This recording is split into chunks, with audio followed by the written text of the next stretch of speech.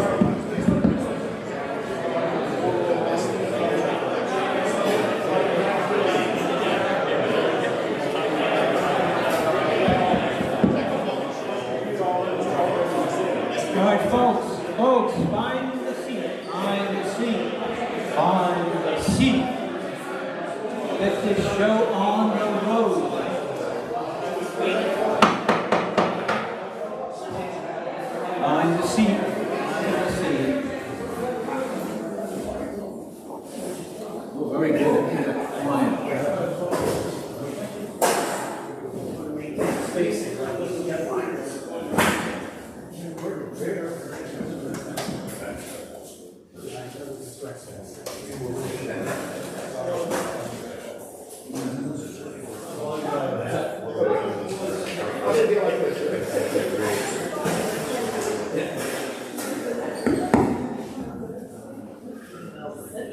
We got a nice crowd tonight.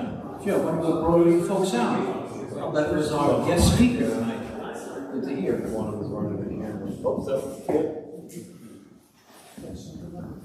All right, Matt, how are we doing? Good, go. All right, I want to welcome everyone to the May 17th, 2024 meeting of the New Jersey Antique Radio Club here in beautiful Info-Age. Now this is going to be interesting. Are there any new faces in the audience? And there are. There's some old new faces and then some people I've never seen until about 10 minutes ago. Sergey, why don't you get up and tell us about yourself, why you're here. Right, to the stand? No. Okay, hi, my name is Sergey Prohemstein, I'm the youngest one. Well, I have very modest background, judging by my heavy accent. I'm from Eastern Europe, precisely from Evil Empire. Our family came to the States 24 years ago, so we were 2000. I have very limited, I graduated from School of Applied Physics back then in Ukraine. Also, I have very limited, unfortunately, Soviet military experience. I spent 2 years Soviet military, 1987-89. Well, my father is a physicist, so he spent almost half his life in radio electronic, radio physics research center, so all that equipment is really familiar for me. And I'm really interested in the history of science, and it's really hard to separate, the same names. And I'm really glad one of you members suggested to come here. It's going to be really interesting. Also, like my very, very, very modest interest, I'm trying to collect and repair, resuscitate old German radios post-war, strictly from 1946 and up to late. Oh, Sergey, you've come to the right place, and we're happy to have you.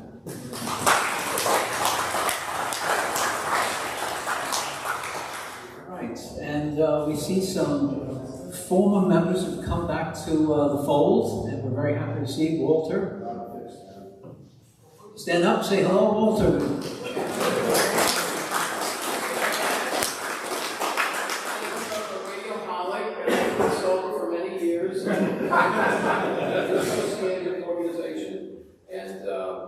Actually, we were just at Kutztown last week. A lot of you were there. It was freezing cold and rainy and a nasty day. But the best part of it was running into guys like Bill and some of the other guys just to say, hey, it's been nice. Why don't you guys, show up at the meeting? I said, let's go to the meeting and see what's going on. See what we can do to remove the old, contacts. So I look forward to it. I was really glad that we had a meeting tonight, and I'm looking forward to the tech talk. So thank you for having me. Great. Who's that right next to you? Well, it's been a long time. I had a long journey. My wife was sick for quite a while, but 3 years I haven't been to a meeting in quite some time. And I believe just said was she passed away a few months ago, and it's good to be back. And thanks for having me. I've always enjoyed the parties, and we had some real nice memories. Well, you'll have more good memories too.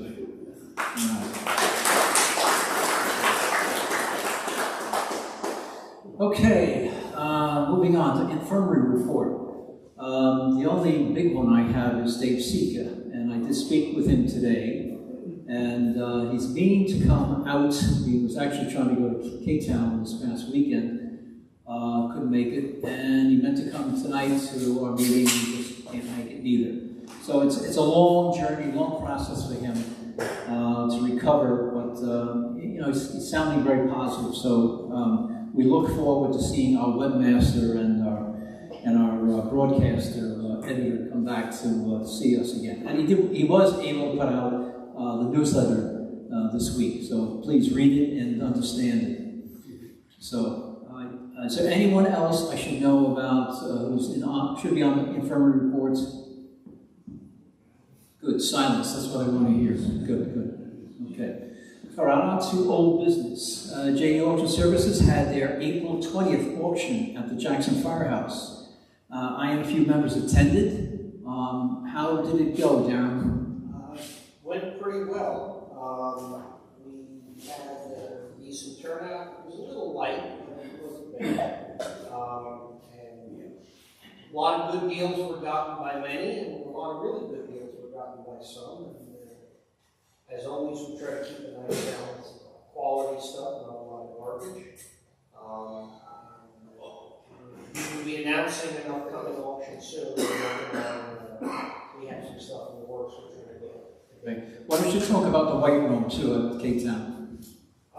The HRC auction was excellent this year, and actually it sort of coincided with the rest of the event being really well attended this year, despite the unseasonably cold weather in May. It's a little rainy, and I guess for the older people get, the more unkind that is to the joints and all that. What do you mean by that, Darren? I mean, the older I get, the more I feel. Oh, the older you get. That's my point. But I was very happy with the turnout at the end auction. The White Room was packed. The bidding was competitive. There was nice stuff, and people got some good deals. So we hope to bet all in the future. Do you have a date for the? We don't have a date yet, but we will be announcing. Sometime in July, you say? I'm probably going to be saying August, but August, okay. we'll let everyone, it'll be out. All right, because obviously July 27th, don't step on No, us. no, we know that. We wouldn't do that. We try to avoid other events, but when sometimes with Hamfest it can be difficult because there's a time of year there's a Hamfest every Sure, year. we sneak up on you. We would try to make it, in line with Sussex or in line with the ARC years. Right. All right, thanks, Tom. All right, on Saturday, April 27th, we celebrated IMD, International Marconi Day, on our amateur radio station, W2RTM. Ted, Gus, John, Al, Neville were on the mic or logging, and I believe over 500 QSO contacts were made. Is that right? No? I did not get a formal number. Oh, Al. 587. 587. I think that's pretty good, eh? Yeah. Especially because it coincided with the clinic. Right, which is my next comment, yes. On that same Saturday, we also held our spring repair clinic. A few radios were, they were repaired, or they went out at least feeling better, and we gained a new member, as a matter of fact, a man named Scott McKinley. So, can I have any comments on either event? No? I would say that the highlight for me of the Marconi Day was working at KI6NAZ, who's also known as Ham Radio Crash Course on YouTube. Live on the air, he had a camporee going out in California. So Al has put together a photo from each end of that contact, and we're going to get it all hung up on the bulletin board out here by the ham station when I get a QSL card back from him. Right, Josh, I can't remember his last name. I can't either. Yeah, yeah, but he's big on education, ham education. He's got a great YouTube channel. Yeah. All right, that's great to hear. All right. Last May. No, we're at May 9th, 10th, and 11th. Delaware Valley Historic Radio Club sponsored the Kutztown Radio Show in Kutztown, Pennsylvania. In case you don't know, I was a vendor. I did very well, but the weather was cold and rainy, and none of us were dressed for it. Comments? Well, sometimes it's horizontal rain, this was horizontal wind. Yeah, it was 49 degrees all day long, with the rain outside of the pavilion, but sometimes inside of the pavilion, but the wind was certainly there. And I'm a person that in my working life, I spent probably half my life outside, be it on a deck or on a building that was unfinished. And that day just reminded me of being cold and not dressed correctly. And most of us were not dressed correctly, because I saw some people wandering around in shorts. Okay, any other old business? That's before I go into new business. Okay, this Wednesday, May 22nd, I will be attending the Wall High School Scholarship Award Ceremony.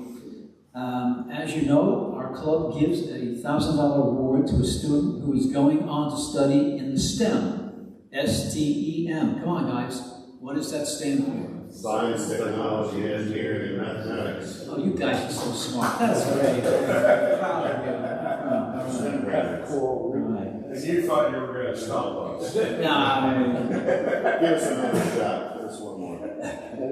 All right.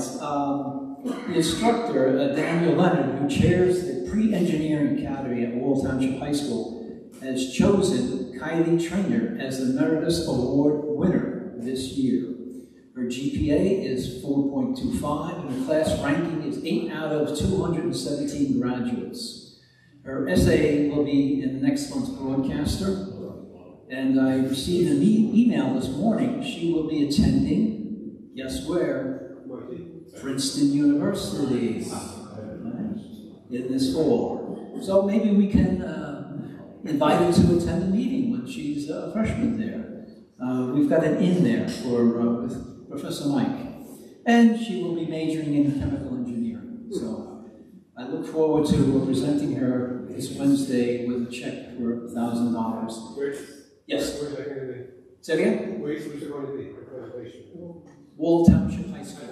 2.5 miles down the road here, which part of my presentation, I fumbled through it last year, first time. I wasn't that aware of what you had to actually get up and give a talk. But I did happen to say we were at Camp Evans, Info Age, and it was just a big blank stare. 2.5 miles away, nobody knows us, you know. Well, they're beginning to know us. All right. This past Thursday, I met with our club accountant for our yearly filing as a 501c3 charity with the IRS. We have a new fellow, Alfonso Sarabino. He took over for Stephen Kelleher, who unfortunately passed away, very unfortunately. Question, I mean, are you going to be a qualified charity so that like, if you want to do like an R&D and give money to the club, is that going to be something you're going to try to engineer, or do you already have that? You know what I'm talking about? No, we already have that. So in other words, you can make a deduction on your tax and give it to the club? Yeah, but it's not that simple, Walter. I mean, you know, if it's below $10,000, it gets really complicated. Over 10, it's easy. Cash is really easy. Yes, you got it. Oh, cash is king. I didn't throw changes. Any other new business? Harry, how are the docents doing? Well, docents are doing reasonably well. We're staying even, but we really need more volunteers to become docents or do other jobs in the museum. And we're working on some... Like what other jobs? Running the museum, for one. I mean, seriously. So we're working on a plan to basically recruit more docents, more volunteers. We'll be out with it fairly soon. All right. As I said, right now we're staying even, but that's about it. It's just when I read the communicator, it's sometimes you sound like you really have a hard time. Yes. And I thank you for your efforts in doing that too, yelling and screaming at people. Well, I do that a lot, yes. Yes. All right, thank you for that. All right, Ham Shack Corner. All right, we're starting to open up now. Barrow will be holding their Spring Ham Fest at Westwood High School That's in Bergen County. It's way up north, folks. It's way, way over, almost on the tip of New Jersey, way up north. Right? I like that Hamfest because it's 7 miles from my house. But anyway, and that'll be on Saturday, May 25th. It's always the Memorial Day weekend that they have it. The next Hamfest, I believe, is in Spring Lake, and that'll be Omark, and that will be the 1st of June. Yeah, the 1st of June, and that's in Spring Lake Firehouse. I don't know of any others. Do you, John, anybody else know of any others that are coming up immediately? Dayton. Dayton? When is that again? Today and tomorrow and Sunday. Too late. Well, I guess you're not going, since you're sitting here. No, I'm not. How far is that from Lima? 2 hours. Well, it's not. Are you the only one that attended it the most? How many times you attended? Probably 2 or 3 times. You did? Okay. Good. I only say that because Matt, if you don't know, lived and came from Ohio, from Lima, Ohio. And so he used to attend, whereas it's a bit of a trip to get there for us. Yeah. Yep. Okay, any other comments on any other thing before we have a short break? Anything anybody wants to speak about? Okay. All right, a quick break before our presentation, and we will have our sale of 50/50 tickets. And I see a volunteer in the back with a red hat on who will be selling the tickets. And anybody else would like to help Darren sell the tickets, they're very appreciative. Okay? So let's make it short, and we'll get on to our presentation. Bill Burns, everything you always wanted to know about the Atlantic Cable and Telegraphy. Thank you.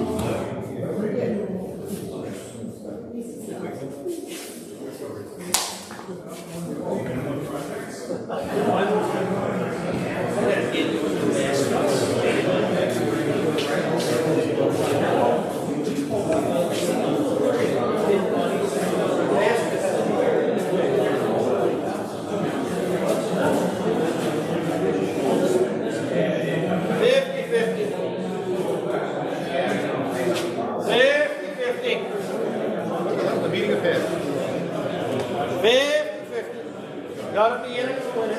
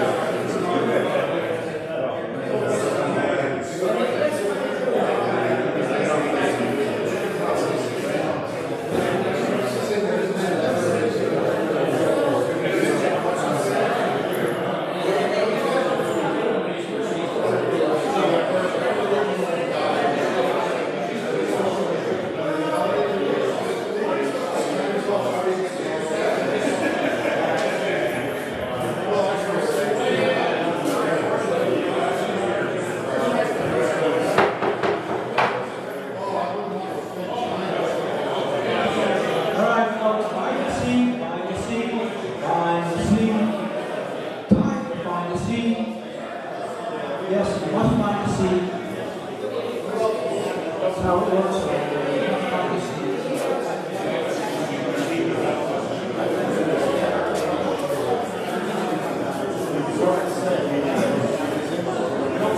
Find the seat. Find the seat, I said.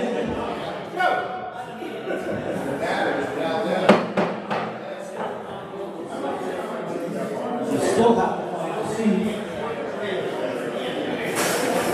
What do you say? That's what it is. All right, we have a grand total of $21 this evening in our raffle this evening. Isn't that okay? All right, I needed someone to pick the winner, and so.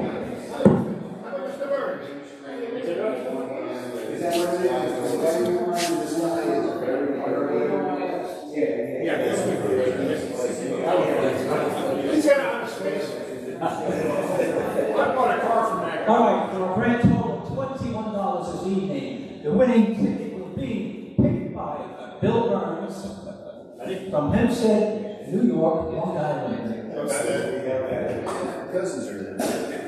And the winning ticket is 41318. Wait, that's quiet. 16816. 816. Uh-oh. Make sure. We have to make sure about that. Trust in that.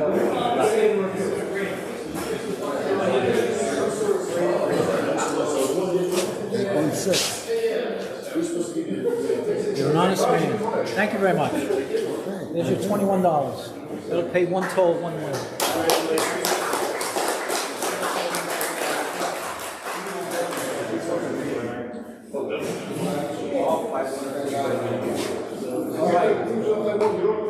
All right, the reason we are all here this evening, we're continuing with our guest speaker series, okay? And probably 6, 7, 8, 9 months ago, I said, you know, I got to find some people that are interesting and willing to travel and tell us and teach us about something new and unusual. And I found one who's standing right next to me, Bill Burns from Hempstead, Long Island. And Bill has made it a hobby, perhaps an avocation, of studying and presenting all things Atlantic cable and television. So I present to you Bill Burns.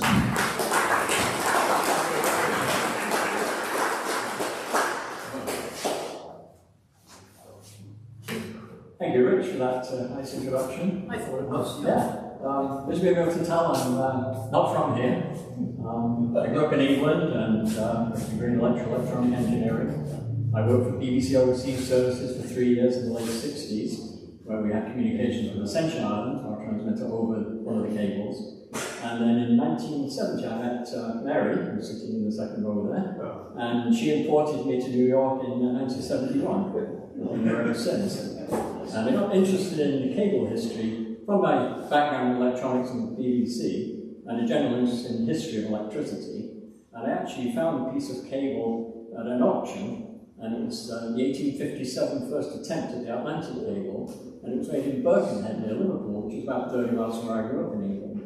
So I bought a piece of cable and started doing some research, and being an IT guy, I put up a website, and that was probably 26, 27 years ago now. And the website took off, and I get emails almost every day. And it's an extensive website, which I have the URL at the end. And that's my hobby or my application. I'm the cable guy.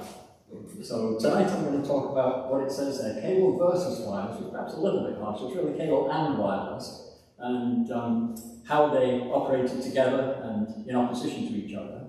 And so I'm actually going to try and cover 150 years of history in 45 minutes. So feel free to stop me if I go over that. It's not easy, but it can be done.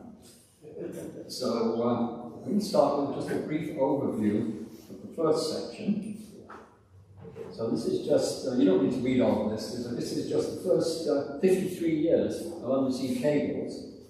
And you can see we begin in 1850, and things get better, and the network develops. And then this guy comes along and says, I've got an idea here. Marconi files a patent and starts working on radio. So here we are at 53 years in from the very beginning of cable when things change, or things start to change.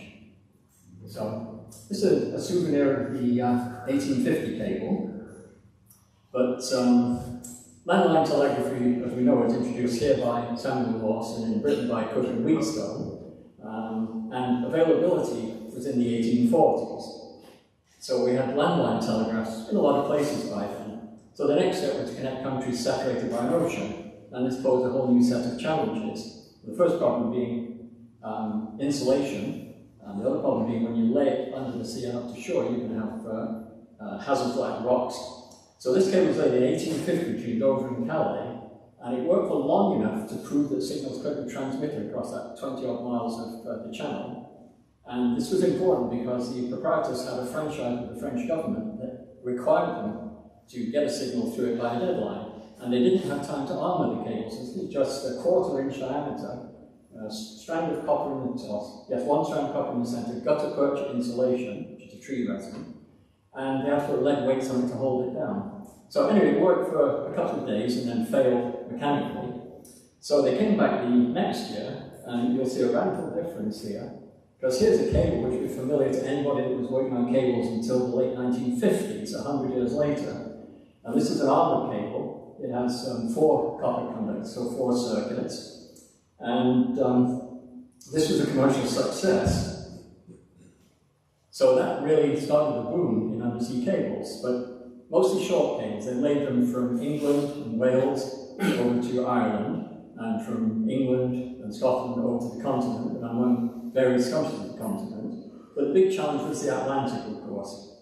So now we're going to hop across the Atlantic, and we're going to talk about a guy called Frederick Newton Gisborne, who was an English engineer who was in Nova Scotia, and he was superintendent and chief operator of the government telegraph lines. In the winter of 1850-51, he was in Newfoundland, and he decided that he could erect a landline across the island, and ideally pick up messages from the mail ships coming past Newfoundland away, send them by landline across Newfoundland by a short cable to Nova Scotia, and then hook into the existing landline telegraph network, getting down to Boston, New York, and Washington. So the first problem, though, was getting the cable across Newfoundland. So anyway, he got a charter from the legislature, and he gave him exclusive privileges for sort of 30 years to control all communications originating or landing in Newfoundland. So he resigned his position. He was working in the telegraphs in Nova Scotia, visited New York, and raised some funding, and went back and started on his cable project. And if you look at this, it's the approximate route. The right hand end is St. John's, which is where most of the habitation was, and the left hand end is where you connect to the short cable to Nova Scotia. But in between is very inhospitable terrain, almost impenetrable. So he had some problems. So again, he went back to New York looking for more money. Was introduced to Cyrus Westfield, who was a wealthy semi-retired paper merchant. He had no connection with telegraphy, no technical knowledge other than how to make paper and sell paper. But he was impressed with Gisborne's plans, and he agreed to fund the completion of the line across Newfoundland. And the story goes that he looked at this big floor globe and said, well, as long as we're going across Newfoundland, why don't we continue a cable across the Atlantic? So quite a leap, really, because the longest cable at that time, this was in 1854, was just 100 miles long, and the Atlantic would be 2,000 miles. So Cyrus formed the New York, Newfoundland and Telegraph Company and rounded up a lot of his rich friends in New York as investors. Samuel Morse was part of the operation, Peter Cooper, a number of money men and industrialists. So he then formed the New York, Newfoundland and London Telegraph Company. He and his brother Dudley went up to Newfoundland with Gisborne to take over the charter, and they persuaded the government to cancel Gisborne's 30-year charter and grant a revised charter. And one detail that we'll see is important later was the new charter gave the company exclusive rights for 50 years rather than 30 years. And this was in 1854. So America had no cable industry at all at the time. What cable industry was after just 4 years was based in Britain, and in fact based in London. So Sarsfield contracted with the British companies to make 2,000 miles of cable for him. And the planned route was from Valentia Island on the west coast of Ireland over to Trinity Bay, about 60 miles west of St. John's in Newfoundland, and that had a deep water harbour where they could get the cable. They could also connect to the line across Newfoundland. But of course, first, he had to make the line across Newfoundland, so it took him several years to do all of this. In fact, it took until 1858 to have this cable completed. And there were very technical problems with it. They could get a signal through it, but it wasn't a very good signal, and a lot of the messages were, please repeat, please send again. But they got sufficient messages through to prove that it could be done, even over 2,000 miles ago. Remember, I had no electronics at the point, no amplification. You're just putting an electrical signal like on a landline, but you've got the problem of the cable being underwater, being a huge capacitor, and taking the charge out. It takes a long time to discharge, so very difficult to get any speed out of it. So the problem was the cable failed after about 3 weeks, but I said, again, they demonstrated proof of concept. But now the American Civil War comes along, and that delays fundraising. So a lot of the funding now comes from Britain, and the Americans weren't very interested. So in 1865, they came with a whole new cable, a big ship, the Great Eastern, and tried again. That's Great Eastern main cable. But they had a problem. They lost the cable 600 miles short of Newfoundland, grappled it, hauled it up, almost recovered it, failed. So they went back and undeterred bought another length of cable. In 1866, they laid the cable, picked up the 1865 cable and completed it. And this was the beginning of the boom in long-distance communications. So by the end of the century, there were 10 cables on the Atlantic route. And of course, the Atlantic was the most important route, as it probably is today for trade and commerce and everything else. So that was the key market. Now, as well as Cyrus Field, he was the American impetus for this, but most of the technology and most of the funding was eventually done in Britain. One of the key figures was a man called John Pendler, and he was a wealthy cotton merchant. And he'd actually invested in the cable industry in the early 1850s. He was a major investor in the Atlantic Telegraph Company and was part owner of the Great Eastern, as we see here. And he was also a founder and director of the Telegraph Construction Maintenance Company called Telcom, which was a group put together to lay the 1865 and 66 cable, to make and lay them. So he was well invested in those cables and in the cable industry in general. So after the completion of the 1866 cable, Pendler, who would later be known as the Cable King, began working on connecting Britain to other parts of the empire. America not being part of the empire anymore, although still important, but India was certainly an important place. There was a lot of trade in cotton, which was Pendler's business. So he started work on a cable to India, which is quite a complex route. If you look at the map for this, you'll see how we start out in Britain at the top left, and we go through the Mediterranean and some overland, and then really all over the place. So he did this in 4 sections, and each section he set up a separate company for, so that if he ran into financial trouble with one company, it wouldn't trash his whole enterprise. And then in 1870, the cable was complete, and it landed at Porthcurno in Cornwall, which becomes another significant place later. And in June 1872, he then merged the 4 companies to form the Eastern Telegraph Company.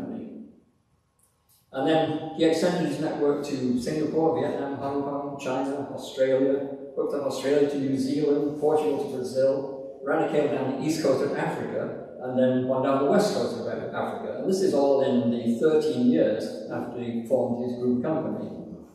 And although he died in 1896, by the time of the end of Queen Victoria's reign in 1901, the Eastern and Associated Telegraph Company was the biggest telecommunications company in the world. And here's the route map of cables that either owned and operated by the Eastern or were connected to them or used by them. You can see the whole group across the Atlantic, the large section of red lines in the middle there. So we're now at 1901 for this map. And really, the only thing that was left was the Pacific, which was the deepest ocean at 15,000 feet in some places. But in 1902 and 1903, a cable was laid under British ownership and another one under American ownership. And this is the map of Pacific route. This is the American one from San Francisco to the Philippines via the islands in between.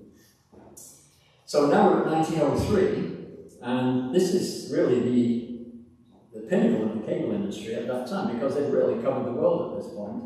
It's a very successful enterprise. There are other companies as well. There are companies servicing Central and South America, and there are European companies. But the Eastern Telegraph Company is still the largest company in the world with the most routes and the most traffic, and importantly, the most revenue. But now we backtrack a little bit to that Italian guy. So in June 1896, Marconi applied for his first British patent, which is improvements in transmitting electrical impulses. And although it took him a number of years after that, as we know, the rise of radio telegraphy would have a major impact on the future of the Eastern Telegraph companies.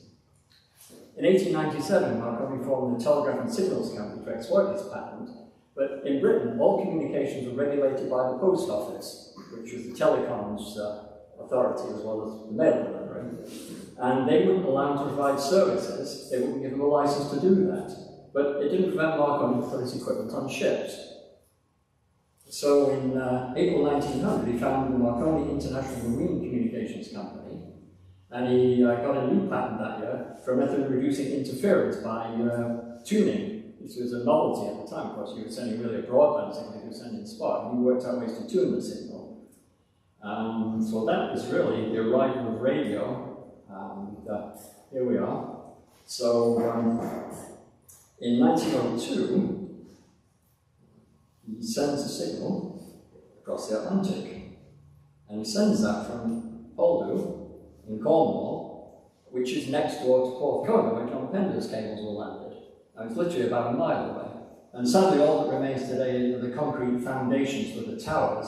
And there is a building there which is a ham shack, and there is a club that looks after the area, but there's really nothing left of Marconi's technology or structures, unlike what you have here. So this was his Newfoundland bit, where he famously launched a kite and probably picked up S's from Poldhu. But certainly, even if there's any dispute about that, we know certainly in not very long after that, he absolutely got signals across the Atlantic. So obviously now we're looking at a threat here, because if you can get a signal across the Atlantic, then he's going to start offering that service commercially, and that might be a problem for the cable companies. So you would think the Eastern Telegraph Company might jump on this and might be trying to do a deal with him, because during the time when the Atlantic cable had been laid and more cables were being laid, there were all sorts of joint purse agreements and mergers and acquisitions, trying to make sure that the monopoly was maintained and that the rates stayed high. And now here comes somebody that might cause a problem. But after John Pender died, he was really the impetus for this major telegraph network. His son John Denison became chairman of the group, but the directors no longer had that Victorian pioneering spirit, we can do anything and we will do anything. And they really weren't prepared to accept the significance of Marconi's technological advancement. So they rejected John Denison's proposals to work with Marconi. So now, of course, Marconi ran into a problem. Remember I said that the Atlantic Telegraph Company had a 50-year monopoly in Newfoundland. So here's Marconi in Newfoundland in 1902, and that monopoly extended to 1904. So they actually chased Marconi out of Newfoundland, and he ended up in Nova Scotia. But of course he was undeterred. But at this point, really, Britain could have maintained the leadership in radio transmission. They hooked up with Marconi and said, well, let's split the traffic, let's work out how we're going to do this. They could all have benefited, but the Eastern Telegraph Company was confident that their business would continue. So now we're going to phase 2. And now, of course, the cable guys are not sitting around, they're improving the technology. Marconi starts to plan his expansion, so he gets a contract for a wireless station across British Empire. It's 1913. I mean, it was around that time he established the station here. But because of the war, that really screwed up everything in Britain, and that really never really succeeded. But in 1921, he demonstrates transmission to Australia. But now you can see we're progressing here until we get to 1947. You can see they're bouncing back and forth. And I'll go into more detail on that. So this is just the preliminary timeline. So the cable engineers, they're concerned with speedy and efficient transmission of signals over the cable, because the faster you can send messages, the more the revenue. So there were continual improvements in the mechanical and electrical design of the cables, in pure copper, and also automated transmitting and receiving equipment. So this is a cable transmitter on the left, which takes punch paper tape, and you can run that through at the maximum speed of the cable before the signal starts to blow. And no teletype yet, so those tapes were punched by hand. You had a perforator with three buttons on it, and two little levers you held in your hand like paddles on it and pounded on the keys, and there was a dot signal, a dash signal, and a space. And the way you transmit signals across a cable, because of the high capacitance, you can't do dots and dashes of unequal length. So what you do is you use a positive pulse for a dot, an equal length and negative pulse for a dash, and you ground the cable in between, which discharges a little bit faster. And you get kind of a vague wavy line at the other end that you can read off a paper tape. So the siphon recorder on the right literally has a little reservoir in a glass siphon tube, and it actually sprays it onto the tape without the glass tube touching the paper, which would have stopped it moving. So this was probably the first inkjet printer in effect, and those remained in operation for quite a while.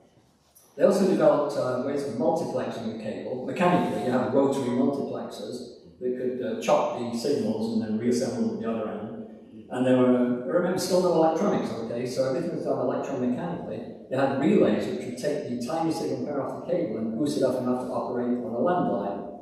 And some of those are extremely complex and very clever. At this point, you can send messages at about 40 words a minute. So the cable industry actually continued to be very profitable because Marconi's competition hadn't really come into force yet. But meanwhile, Marconi was building his network and his reputation, and of course communication with ships at sea was only possible with wireless. And at the 1911 conference in London, it was agreed to establish a chain of 6 wireless stations across the British Empire, and Marconi was contracted to build them. As we noted on the intro, it took until August 1913 to ratify the contract, and then he was obviously optimistic because his Marconi house in London in 1913 ready for operation, but the contract was cancelled in 1914 when the war broke out. And this is known in the industry as the Marconi scandal, because really it was a very bad situation. So the were signals sent across the ocean, speech signals, not just code, using long-wave transmitters as early as 1915, but the signal was very poor quality. And of course, throughout the war, the oceanic cables, which had been losing some share to radio telegraphy, were considered vital, and they provided secure and reliable circuits that couldn't be tapped. And in fact, the Eastern Telegraph Company's revenues tripled over the 4 years of the conflict. So at this point, the Eastern Telegraph Company, ETC, really thought they made the right decision. And they actually had a wingding in 1922 at a great festival in London to celebrate their Golden Jubilee. And they had this at the Royal Botanic Gardens. They had banquets and dinners and performers and fireworks and a fancy program. And there's a new global map for the occasion, and but really all wasn't that, because Marconi was increasing his capabilities. So at the beginning of 1923, Marconi demonstrated that shortwave signals could be transmitted over a range of 2,230 miles, and in May 1924 he made a telephone call from England to Australia. So this is voice now. Remember, the cables are carrying code, except on short circuits, up to about 100 miles, you could get a voice signal, but that really only took you across to mainland Europe or to Ireland. You could not do anything further than that, so there was no way to get voice signals across the Atlantic. And so in 1926, Marconi's system was being operated by the British Post Office and providing a long-wave radio telegraph service across the Atlantic.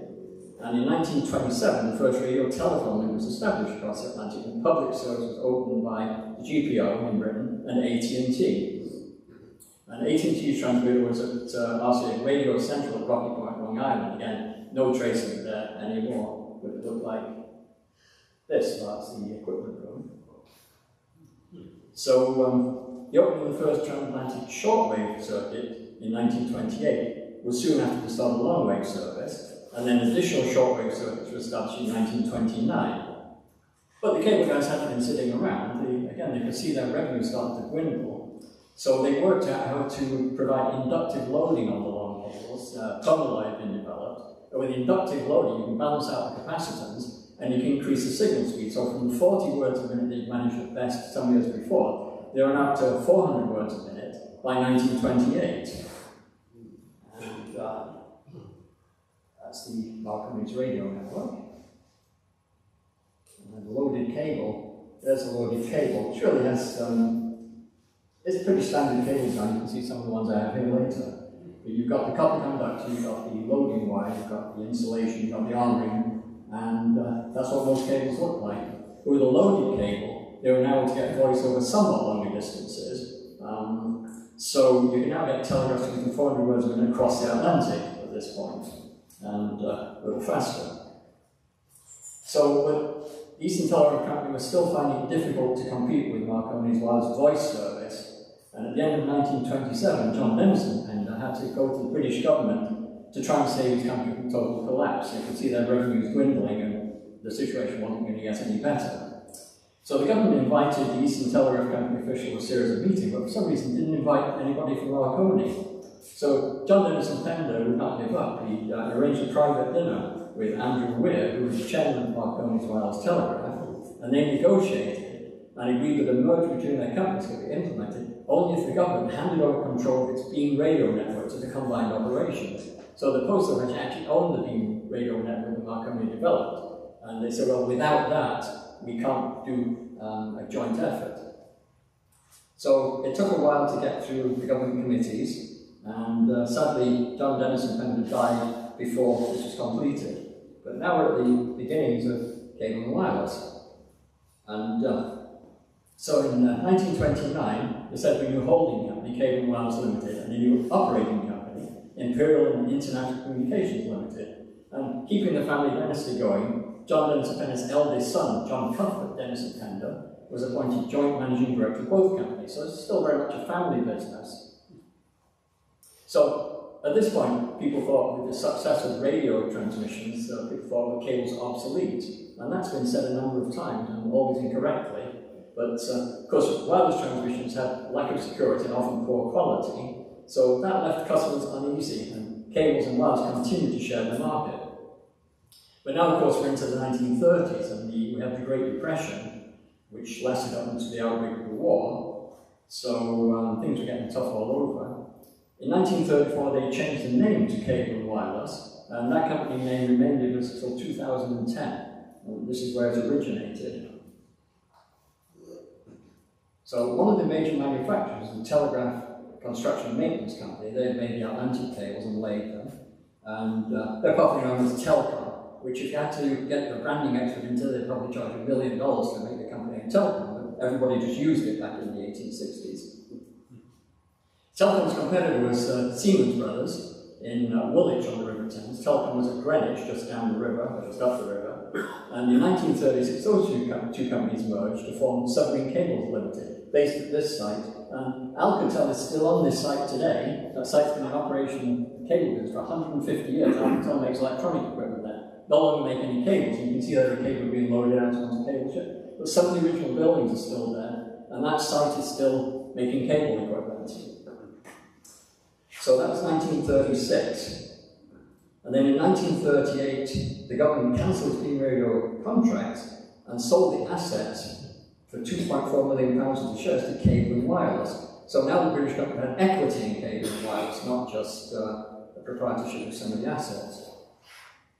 So now we come to America and Bell Labs, which I know some of you are familiar with. In April 1942, the president of Bell Labs, Oliver Buckley, was invited to give the 33rd Kelvin lecture to the British Institution of Electrical Engineers, the IEE, still in business today as the IET, and actually founded as the Society of Telegraph Engineers. So there's continuity in the professional association from 1870. So he gave a talk and he commented on the present state of overseas radio communications. And here's what he said, is that the combination of modern short and long wave technique now provides across the Atlantic a telephone service which is acceptable for general commercial use, though admittedly of somewhat variable quality. Neither the reliability nor the quality of transatlantic telephony is yet up to the standards of a well-constructed and well-maintained wire line. So here's the guy who's basically heading the R&D for the telephone company, and he said, well, it's okay across the Atlantic, but it's not great. We really need to go to wires. That's our business. So he anticipated, actually, I remember this is 1942, and he described how Bell Labs researchers had already determined how a transatlantic telephone cable could be constructed. along with the design of the amplifiers, called repeaters, need to boost the signal at regular intervals, and how they would be powered. Well, it's 1942, and he closed with some predictions. He says, if one tries to imagine the worldwide transoceanic network of the future, he may well envisage a net comprising a large number of light linkages, plus a small number of heavy linkages over the most important routes. From purely physical considerations, it appears feasible to provide all of the facilities for telephone connection to all points on the Earth that its inhabitants are likely soon to require. To what extent these facilities will actually be developed will depend on demand, and that, to a considerable extent, on cost. Not until conversations can be carried on as easily and reliably between continents as between cities within a continent can we claim that the art of transoceanic telephony has come of age. So that's kind of prescient there, really. And you can see what direction Bell Labs and AT&T are working in. They really see that wireless is okay, but the future is still cable. So, from 1927 to the 1950s, though, the radio telephone service was the only means of making transatlantic phone calls. And Buckley saw this, and as you said, what was needed was a means of amplifying the signal level of voice transmissions. And perhaps inspired by Buckley's paper in London that year, it was Britain that did the first test. And in 1943, this is a rather poor photo of a repeater, a vacuum tour, or valve repeater as we call it in Britain. So this was inserted into a telegraph system between Anglesey on British mainland and the Isle of Man, upgrading it for telephony. Now this was not a submerged repeater, it was an amplifier that was on shore, but it was the first time that had been done, and it was a proof of concept for telephony with amplified circuits. So in 1947, we have a rather more sophisticated cable. Polyethylene had been produced by the British chemical company ICI in 1933, but it was considered important war material, so it wasn't made commercially available until after the war. But now it was available, and you can now develop coaxial submarine cables fairly easily.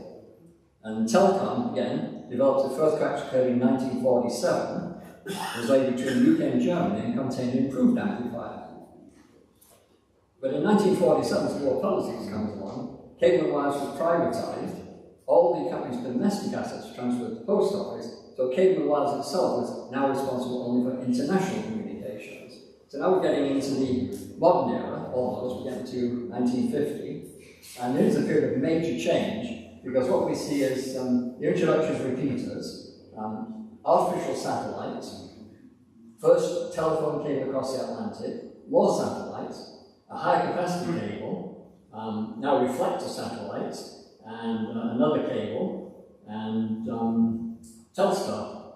So now you get pictures across the Atlantic. And then finally geostationary satellites, which are in the same spot in the sky, so they're not flying past. I'll put a little more detail on those.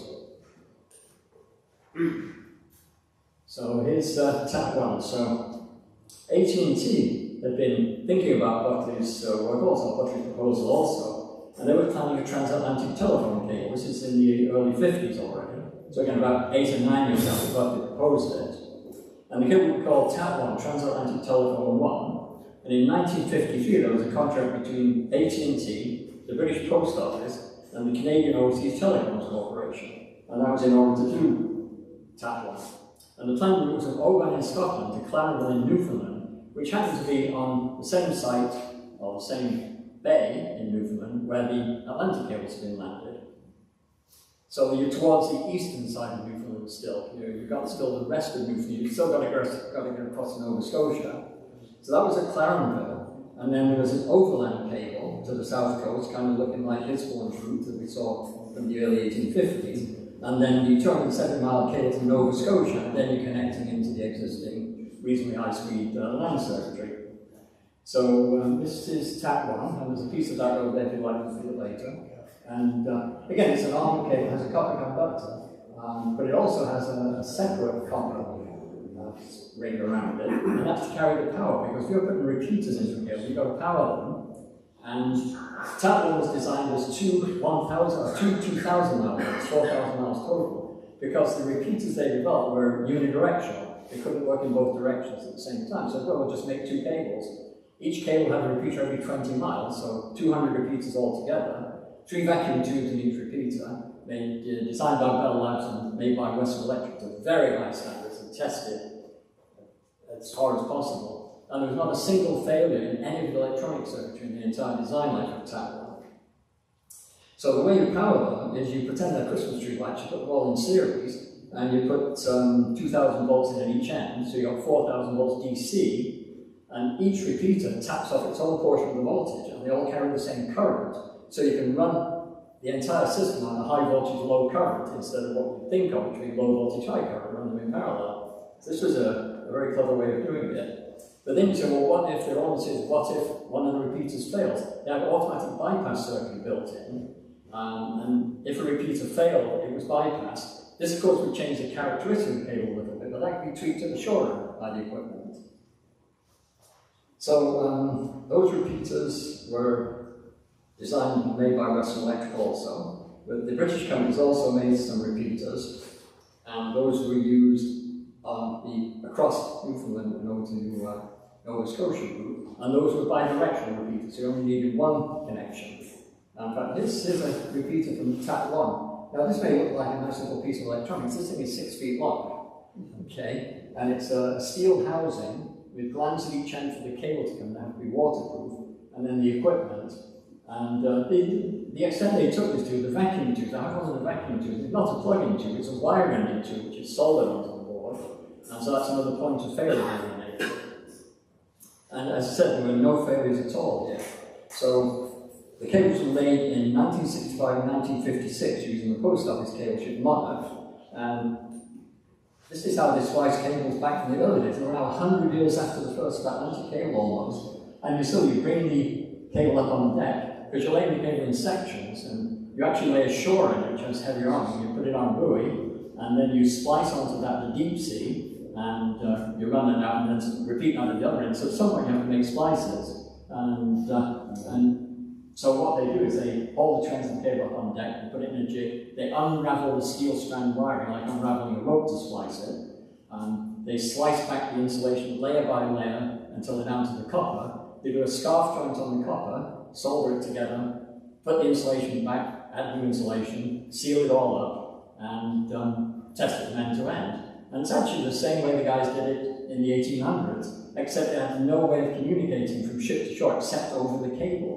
So if you had a fault, you go out and haul up the cable, and you send a test signal across it, and if you got a response, you knew you had the good end of the cable, you're on, and if you got no response, you're on the bad side. And once you found the bad side, you sail down, hold it up again, test it again, and you found where your problem was. So you now have a gap. But what you did when you found the first good section, you spliced on a piece of new cable, and then you went further down, found the other good end, and spliced onto that. But this was all done on deck, and this was exactly the same thing they did in the 1850s and 60s, and all the way through to this era, doing it exactly the same way. So the cable was inaugurated on September 25th, 1956, with a three-way conversation between New York, Ottawa, and London. The system can now carry 36 telephone channels on that single wire, and the cost of a 3-minute call across Atlantic was $12 from a business hour, $9 on evenings and weekends. So $12 in 1950 is about $100 today.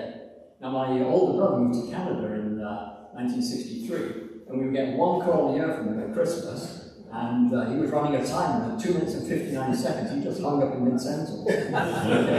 And because they charged you for another minute for every second, when you went over a single second. So obviously the cost started to drop, but it was still a rare thing to do. But the cable was officially declared over by Dr. Charles Hill, the British Postmaster General. And let's see, here's the inaugural call.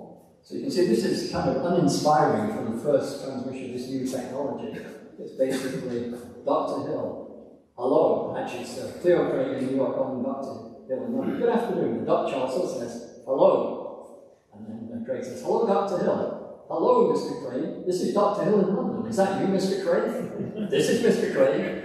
And you go on like this for a few minutes. And finally, Dr. Hill says, well, it's very good to hear your voice and to join with you and our friends in Canada inaugurating the first transatlantic telephone cable service. And of course, Tap 1 was a very successful cable, and there were two effects it had. So, the radio service slowly died off, not immediately, it took a little while because who knew if Tap 1 would be permanently reliable. But overnight, TAP provided twice as many voice circuits as were available on the radio telephone system, of course with far higher quality and reliability. But then TAP 2, just 3 years later, as I said, TAP 1 had 36 channels. TAP 1 in 1959 had 48 channels, upgraded to 80 channels, and soon after that the radio service was discontinued. So cable was 1 at this point, except you still couldn't send video over it, but you couldn't send video over the radio circuits anyway, it was strictly voice. So, but the other effect was on the telegraph signals. And they'd obviously turned to telex and automated transmission on teleprinters, but they just needed 2 of the voice channels to provide 11 separate teleprinter circuits. And that replaced the existing wireless and telegraph cables. And as a result, by the mid-1960s, almost all of the telegraph stations were obsolete because once this was approved across the Atlantic, this technology was put in from the West Coast of America to Hawaii and many other long-distance circuits. So these amplified, repeated cables really took over fairly quickly. And what happened in the mid-60s, the telegraph cable stations were obsolete. The majority of them were stripped for scrap and buildings sold off or demolished. It sounds familiar in the radio area too, of course. As we see, there's very little left, and a remarkable remainder here. So today there are only 3 of the telegraph cable stations remaining around the world, all the museums. There's Hearts Content in Newfoundland, where the 1860 Atlantic cables and many more landed.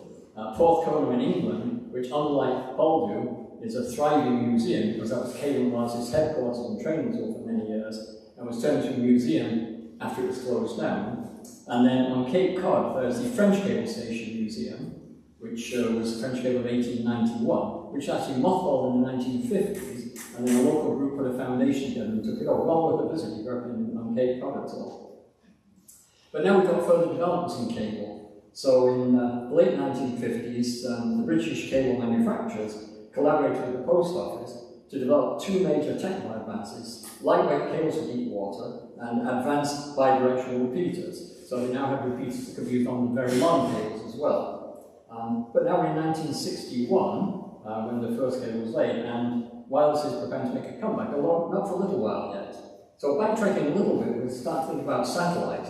And in 1955, the United States announced its intention to launch artificial satellites for the International Geophysical Year in 1757. And the Soviet Union responded by declaring they would also launch a satellite in the near future. This was beginning what became a space race, which in the early days was won by the Russians. And of course, this spurred the USA into creating the Apollo program in 1961, thanks to JFK's forward thinking. So, of course, the Soviet Union launched the first ever artificial Earth satellite, Sputnik 1, and Sputnik in Russian actually means satellite. So, no great advances in the naming. But that was in low Earth orbit. That was in October 1957. And being in low Earth orbit, it circled every 96 minutes, so it's flying across the sky. And it had a low-power radio transmitter specifically designed for hams to receive the signal. The downlink frequencies were 20 and 40 megahertz, and of course the 4 external antennas. And the beep signal was easily detected by hams all around the world until its batteries ran out after 3 weeks of continuous transmission. And there's the Sputnik. Not a big satellite at all. So the USA now has to come back, so they go, what are we going to do? Well, let's launch a relay satellite. And this used a tape recorder to carry a stored voice message, and it could also receive a message, store it, and retransmit it. And that operated for 8 hours before its non-rechargeable batteries failed. So they proved it could get messages up and down, but again, it's flying past. Then they went to a reflector, which was Echo 1 in 1960, an illuminated balloon satellite, which reflected passively microwave signals, and you could bounce off it a signal from one point of Earth to the other. But then the major development was 1962, July the 10th, Telstar, the first satellite with modern communications era, was launched by NASA from Cape Canaveral. And this belonged to AT&T, but it was part of a multinational agreement between AT&T, Bell Labs, NASA, the British GPO, and the French National Post and Telecoms Authority, and they agreed to develop satellite communications. So Telstar was the first privately sponsored space launch, and it was a big thing in Washington, especially. And this is a souvenir piece that was presented to everybody that was attended the theatre presentation of the launch, closed-circuit television, showing the first test of Telstar. And there were politicians there, and VP Lyndon Johnson, other dignitaries, and a bunch of staff. And the attendees got this little souvenir, and the Telstar model on there is about 1.5 inches across, with a nice face as a commemorative. So, but that was a very important thing. So, and of course, that of course could send television signals. But before this, if you saw a British TV program here, or more likely we got American TV programs in Britain, for better or worse, they were relayed by pointing a movie camera at a high quality monitor, I remember black and white at this point, and recording picture and sound on 16mm film, making a kinescope. You then put it on a ship or an aircraft if you read it fast, and you actually physically send it across the Atlantic. And Telstar was the first active direct relay communications commercial satellite, and of course it pioneered instantaneous transatlantic transmission of television signals. And having grown up in England, I remember both the beep of Sputnik on the radio in 1957 and the fuzzy black and white television pictures of Telstar in 1962, which were broadcast by the BBC Live as they were relayed between the ground stations in Andover, Maine, and Goonhilly in England. And Goonhilly, again, is just a few miles from Porthcurno and Poldhu. And the reason all this stuff is happening there is because it's the far end of the British mainland, and that's the shortest distance to do anything. So here's the Arthur dish, named after King Arthur, who was reputed to have the Knights of the Round Table in Cornwall. And of course, you had a tiny signal, so you need a big dish, and this is a huge dish, and it's still there, it's preserved, but the site is unfortunately closed to visitors. It was open at one time. So, but again, Telstar was in a low Earth orbit, so it's flying past, and it was visible just 30 minutes during each 2.5-hour orbit. The antennas are actually, I note to myself here, 85 feet in diameter, so that's a big dish. And you had to steer them to track the satellite, and you only got 30 minutes of it if you tracked it accurately. And Telstar had just one transponder, which could relay data, a single television channel, or multiplex telephone circuits. So it was built in 1962 and it's still preserved. And the Earth station in Maine used a large horn antenna, and since the climate's a bit nastier in Maine, they put a radar around it. So this was the station in Maine. So a similar size, but it was, for scale, the radar was 160 feet high. So the horn antenna is a very large horn antenna. And this was dismantled and thrown away in the mid-1980s. So that's the Andover Earth station. So, but now we're ahead of cable, because we can transmit television, even with the restrictions we have. We still don't have the bandwidth for video.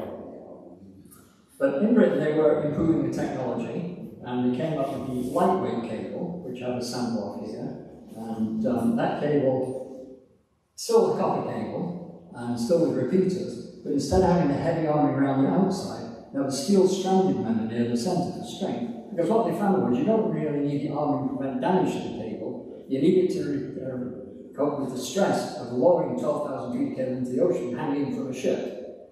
So you have a bite of the cable hanging down at least that distance, probably a little bit more, and it has to be able to take the tension without breaking. So the steel member is now not for protection, it's for strength.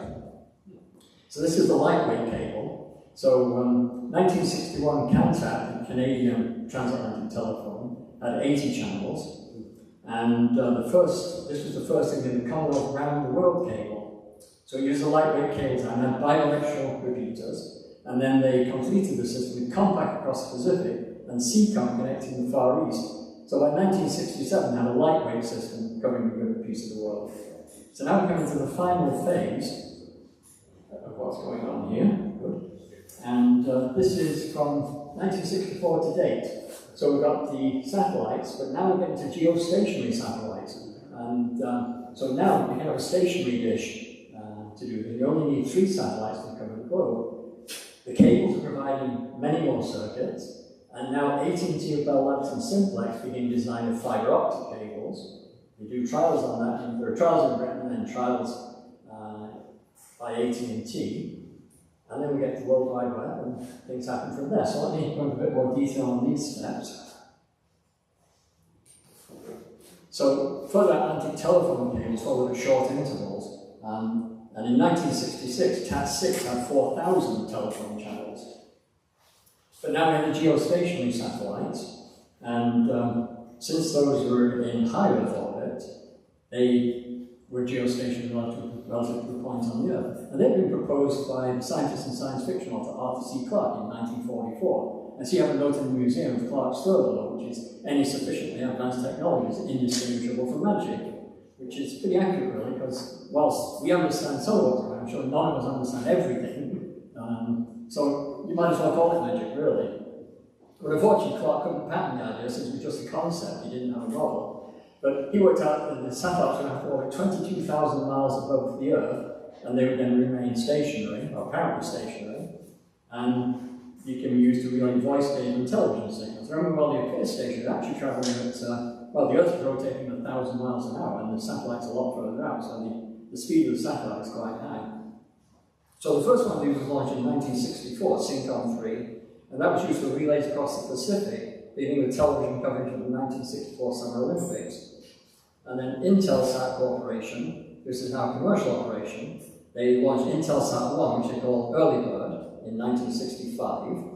And then they launched further satellites in the 1960s, so you could cover that. And you could also get video and data to ships at sea. And then they launched more in 1966-67. And their global network was completed with Intelsat 3 in 1969-70. So now we're at the end of the 60s, and we have a pretty sophisticated network of satellites that can carry video and a fair amount of bandwidth almost everywhere, probably competing quite well for data bandwidth with the cables, even the improved cables. So, there's still an insurmountable problem. I mean, we got the trouble with satellites. I mentioned, sorry. The trouble with satellites is that 22,000 mile high orbit, because if you look at the speed of light, and you've got to go up 22, down 22, up 22, down 22 for a round trip, so you get 88,000 miles, which is about half a second at the speed of light. And you still hear that today when you've got a report in the field with a satellite phone, and you say, well, what's happening? And you get that awkward delay. Now, the broadcasters are used to it. If you try and hold a conversation like that, you'll find you're talking over each other, and there's really no way around that.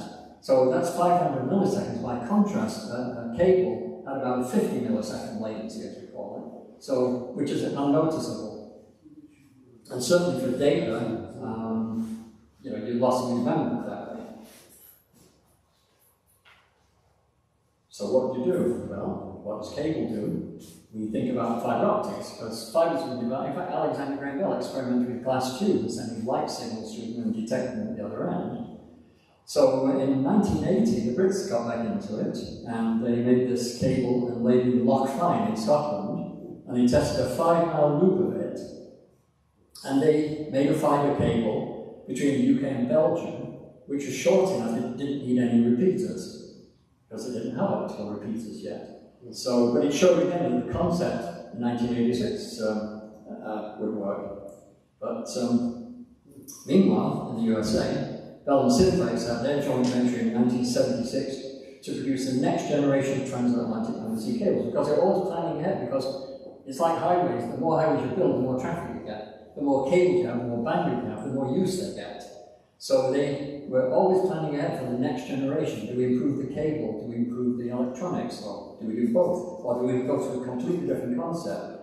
So they planned that TAT-8 would be the first fibre optic Atlantic cable, proposed date of 1988, and they began thinking about this in 1976. They had a 12-year lead time on this. So Simplex made several lengths of test cable, and in 1980 Bell Labs worked with Western Electric to design and build an integrated circuit-based optical repeater, and by August 1982, the small system was ready for test.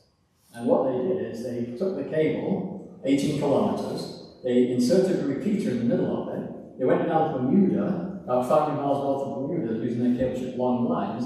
They laid the loop with both ends on shore, so they could test not only did it work, but did it work in deep water? Did the pressure have any effect on it? Would the slight compression of the fibers change their transmission characteristics? And they found that all of those effects were unmeasurable, so there was really no problem with doing that. So the 18 kilometers of cable that they used is actually still in the basement of the old Bell Labs facility at Holmdel. And my friend Ken Rosen used to work for Bell Labs, and I went out there in the autumn of 2021. I had an email from the controller of the people that took over and made it Bell Works, a mixed-use tech centre, local libraries in there, there's a theatre in rent, and they're doing extremely well with it. They restored the building, removed all of the asbestos, everything. And they found this 18 kilometres of fibre optic cable in the basement, and they didn't want to throw it away.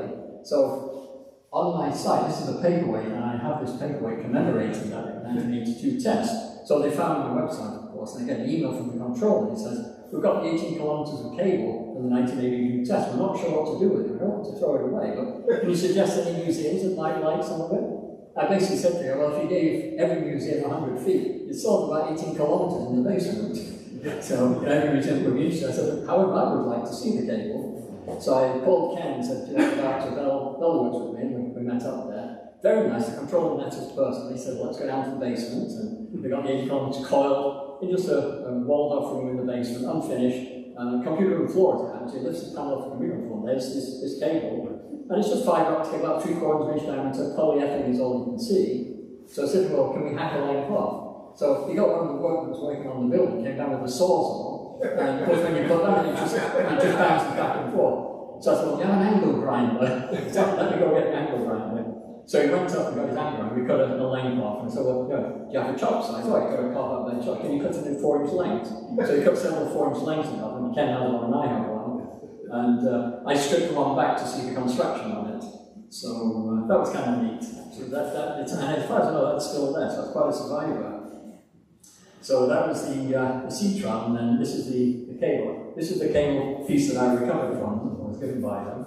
And you see I've sectioned it back. That's you've got the polyethylene, copper power conductor, the stranded seal strength member. The optical fibres are in an elastomer here, they thought to protect them. Now they do what we call a loose tube, which is like a drinking straw, full drinking straw, where the fibres are free to move inside it, so if there's any kinking, you don't break the fibres. And then they have what we call a king wire down in the centre. It's very straightforward, and there's quite a number of fibres in this thing, it's got 12 fibres. And this is called the light guide fibre optic cable. And now, with all these tests, they still had to develop all the head-end equipment, how do you lay this, how do you get the repeaters into it, how do you make this in bulk. So they laid it in 1988, and now we have TAT8. And TAT8 had you go up to 40,000 telephone channels, and by now they're not calling it telephone channels, they're giving actual bandwidths.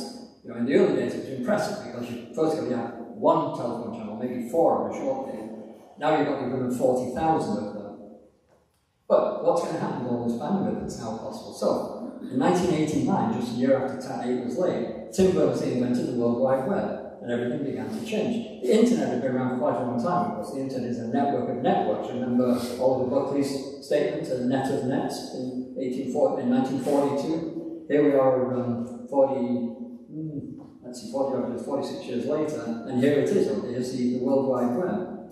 So, as the 1980s progressed, the market for personal computers expanded, the World Wide Web comes along at the end of the 80s, and by the mid-90s, PCs found their ideal application was the World Wide Web, as we've seen today. It's universal. So, while undersea cables have provided rapid communications for over 100 years, the rise of the web would soon spread the desire for fast connections to millions of new customers, an unprecedented leap which has had a significant impact on all of our lives. So TAT8 remained in service until 2002, so 14 years, which is the usual design in that lifetime. But that was followed by 20 further Atlantic cables and many other fibre optic cables worldwide. And we further improved the optical transmission because you can improve the cable to a certain point, but they found you can do a lot with the terminal equipment. You can improve the quality of the signal, you've got multiple wavelengths on it, there's other tweaks you can do. So cable capacity has increased exponentially in the 36 years since TAT8, and really for all practical purposes, unlimited bandwidth to almost every part of the world, with some exceptions, of course. But and of course, the primary traffic is no longer voice and text messages, but it's everything. It's raw data, carrying everything digitally. Phone calls, emails, web traffic, video, financial data, everything really. Cheaper and faster than satellite circuits and with higher security. Cables can't be tapped on the seabed without cutting them, which we immediately detected, and evolved to hacking only at the shoring stations, where with satellites it's a broadcast signal that you can pick up. You can encrypt it, of course, but much easier to tap the signal than the cables. And however, satellites have that problem. You need a connection to rural areas, and undeveloped countries perhaps need a satellite connection. So that's the only thing you can get. But that 22,000-mile height and the time lag is an issue. So what do? Use a lower orbit, as the GPS navigation system does. And with the GPS, I think there's 7 satellites, you need to be able to see 3 of them to get a position. So even though they're flying past, your little receiver in your phone even is finding those signals, integrating them, knowing the accurate time of each one, to know where you are relative to where they are, and it says, oh, you're about to turn the corner. Absolutely amazing when you think about it. So what you need to do though is low Earth orbit communication satellites. So the satellites are flying past, and I track the International Space Station occasionally when I see it's coming over. And you lose across an entire field of view like this, you know, you really just got a few seconds. So what you need is a large number of satellites in the same low Earth orbit along a very sophisticated system to synchronize communication among them. They have to talk to each other, hand off, and do everything. And along comes Elon Musk, which, whatever you may think of him, I do. This is a clever concept, his Starlink concept. And he has a bunch of Starlinks being launched. And his plan eventually is to have thousands of small satellites, about 300 miles around the Earth. And in theory, you cover much of the Earth's surface, including especially the areas that can't be served by wired connections. But the problem for Starlink is bandwidth, because you're going to divide the Earth into service areas, and you can only put so many customers in a service area, because they're going to be handing off that signal. So you couldn't do it for New York or for major population centres, but it's great if you're in the middle of nowhere. So, problem is if you don't particularly like AT&T, Verizon and Comcast, Starlink isn't going to work for you if you live in a metropolitan area. It's still a great idea though. But as for the future, people say, well, what's going to come after cable? And it's actually hard to think of anything unless there's some kind of quantum signaling that can be developed. That seems unlikely. And there are still improvements in cable technology. But it's almost as easy to put more fibres in the cable while you're laying it. The fibres are tiny. You see I have a fibre optic sample there. Why stick with 8 or 10 or 12, in your height? Obviously, your repeaters have to be able to carry that many wires and amplify each of them, but that's probably not too difficult to do. So I really think cable will always be the backbone of the global network, and the land-based fibre optic technology will continue to expand the high-speed delivery everywhere else. If you've got fibres to the home, or pretty well all the carriers are offering fibre to the home now. So here's the cable network in 2024, and it's interesting to look at that area across the Atlantic, which is the big block on the right-hand side, and the left side is Pacific. That Atlantic connection looks very much like it was on the 1901 map, because again, that's still the most important route, but the Pacific is increasingly important. And you can see how much of the rest of the world, I think other than Antarctica, Antarctica is about the only place that isn't connected one way or another. So that's the current cable network. And just an example of the bandwidth now, Google actually made their own cable a few years ago called Grace Hopper, the programmer, and Admiral Hopper, and that had 32 fibres, and you need a pair of fibres for each circuit. You still have to go and return like we did on that first telephone cable. So that's 16 fibre pairs. Each fibre pair can carry 30 terabits per second, and you have 16 fibre pairs, so that's 480 terabits per second of bandwidth. And they're still improving that. But because radio is still now integrated, you've got microwave relays, which are actually lower latency than fibre, because the speed of light in fibre is about 65% of that in free air. And of course, microwave relay is 100% of the speed of light. Microwaves are often used for financial trading. And in fact, the New York Stock Exchange had to put time delays on some of the circuits, so people far away were not disadvantaged from people nearby, getting a few milliseconds ahead of them. So they're trying to equalize the actual path length, even though the real path length is different. So Starlink can provide high-speed internet to remote areas, Wi-Fi, Bluetooth, other radios in our phones or even our watches connected to our local network, and wireless technology drives our smartphone connections through the cellular network and lets us connect to the internet and make phone calls wherever we go. So in the end, although it was cable versus wireless for almost 100 years, the two technologies now complement each other and coexist in technological harmony. So my final caption is cable and wireless, a century of competition and collaboration. And that's my talk that came in at Oxford Bank. Thank you.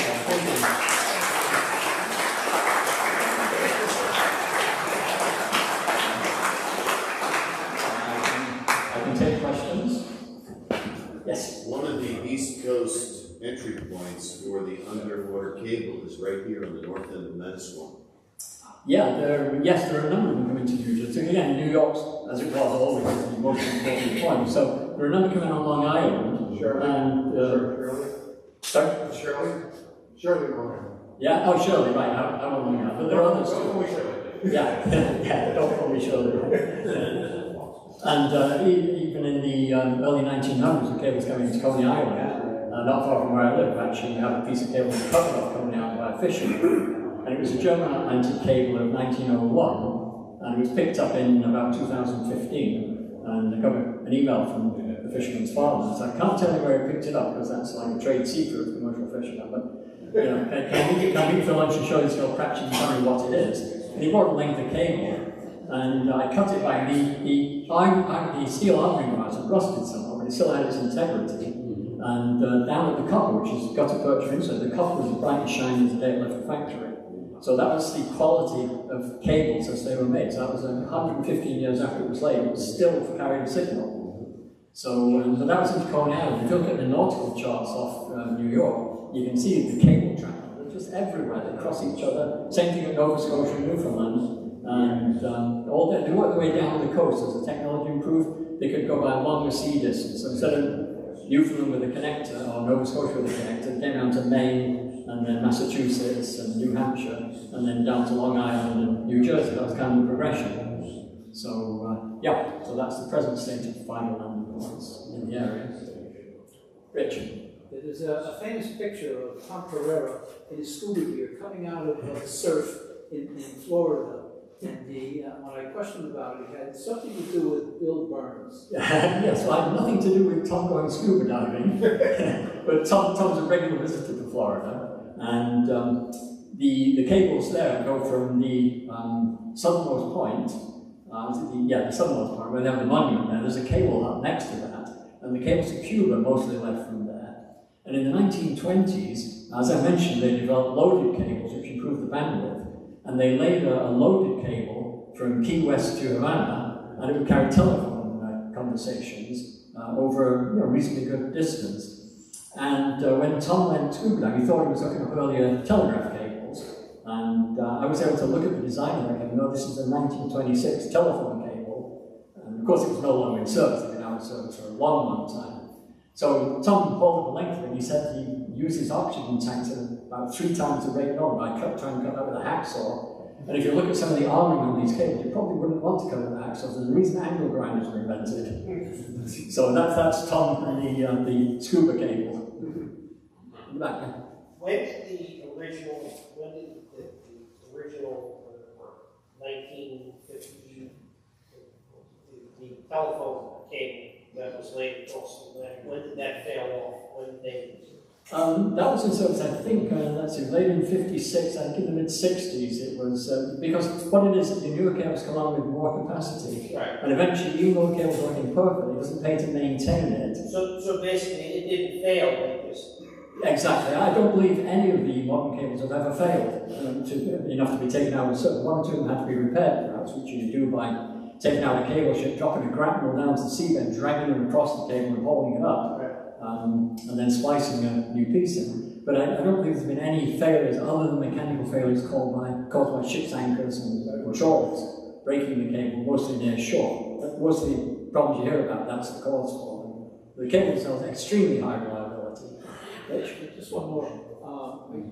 I'm reading, let's say, World War I in particular, cables between the Allies and the belligerents. Everybody would immediately find where cables would terminate and cut them.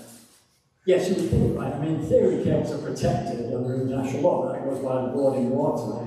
So you're right, in World War I, as soon as the outbreak of war came along, Britain sent out a cable ship and cut the German cable. The one I said I have a piece of, that was from Emden in Germany to the Azores as a relay point into Coney Island. They cut it off the European coast, out in international waters. And they did the same thing at the outbreak of the Second World War. And again, cut the German cable, because Germany didn't have a lot of cables. They had their own cables, and that was it. So unless they could get service somewhere else, they had no secure communication. And interestingly, in in one that was cut before, or as World War II broke out. Before D-Day, the Americans wanted secure communication from the beachhead back to Washington. So they asked the Brits to send out a cable ship, pick up the cut cable that was still connected through to the USA, splice a new length on and bring it ashore in Normandy and terminate it there, and then provide on-bound telegraph connections, which they did. And I actually talked to one of the guys that was a sergeant on the squad that did that some years ago. I met him at a conference at Bletchley Park, and the Ordnance Bills guy he ought to talk to was involved with the cables on D-Day. And he said nobody ever been interested in his story. I actually did a presentation on him a few years ago at AWA, and the whole story's on my website. And I said the first thing they had to do was sappers had to come in and do bomb disposal. They had what they call the bouncing Betty man to come to chest height and then send out shrapnel, and all sorts of dreadful things. So, but they persisted, and they established secure communications. That was a vital effort after D-Day. When you dug that cable out of the basin, did you also see the artificial ocean? Was it still there? Yes, we did. Yeah, we went over to the ocean test facility. And what that was, as I mentioned, they tested the cable off Bermuda in deep water. But prior to that, they'd had a test facility where you pump up water to very high pressures. And I think the ocean test facility dated to around the time we were working on fiber optics. Derelict now, unfortunately. We did go in, and most of the equipment's still there. But, so anyway, on the grounds of Bell Labs in Holmdel, this is ocean test facility, which is the basement is flooded, and they got high power pumps, and you put the cable in the basement, you brought the ends up, connect to your test facility, pump the pressure to whatever you wanted, and check to make sure its characteristic hadn't changed. So that is still there. Was it just pressurizing it, or did they do waves or currents? I think just pressure, because at the bed of the ocean, there's no mechanical disturbance, like you have an earthquake, in which case all the bets are cable off. is in tubes, and when they pressurize it, tubes increase length by about 3 feet in length. But the cable didn't compress by any measurable amount, which is kind of neat. Yeah. So, any other questions? Okay, I have some sections of cable here. If you'd like to come and look at them and pick them up if you like. Happy to talk about that with you. Thank you. Okay, thank you.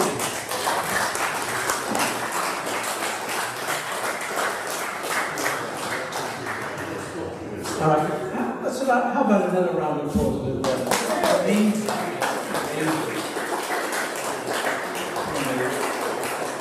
And come up and take a look at the samples too. All right, Darren, we need you. All right, and we have a few